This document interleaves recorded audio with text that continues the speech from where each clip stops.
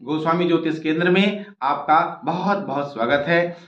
आज मैं आपको फिर एक नए वीडियो के साथ कुछ बातें बताने आया हूं और आज हम कुछ ऐसी बातें जानेंगे जिससे कि हमारे चारों ओर पॉजिटिव ऑरा बना रहे।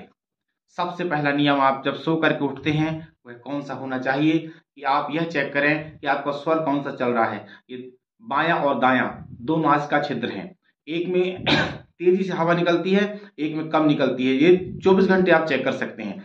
जो तेजी से, जिसमें ज्यादा प्रवाह है वायु का, आप समझें वही वाला स्वर चल रहा है।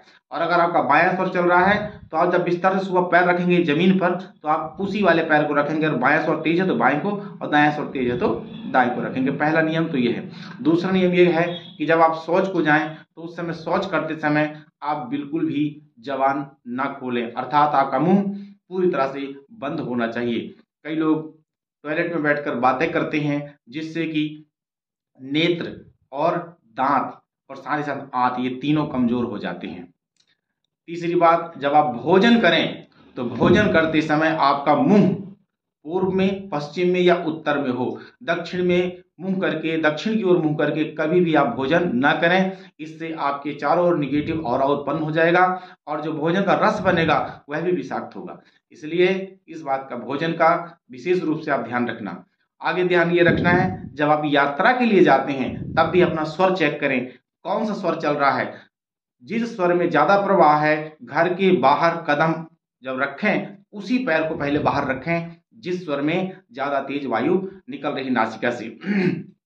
इसके साथ ही साथ आपको एक और बहुत विशेष ध्यान ये देना है कि जब आप कहीं बैठते हैं, वार्तालाप करते हैं, तो आपका मुख दक्षिण में नहीं होना चाहिए, नहीं तो सामने आपके जो बैठा है वो आपके ऊपर हावी रहेगा, और वो हावी रहेगा तो आप अपनी बात ठीक से नहीं रख पाएंगे, ठीक से अपनी बात नहीं कह पाएंगे।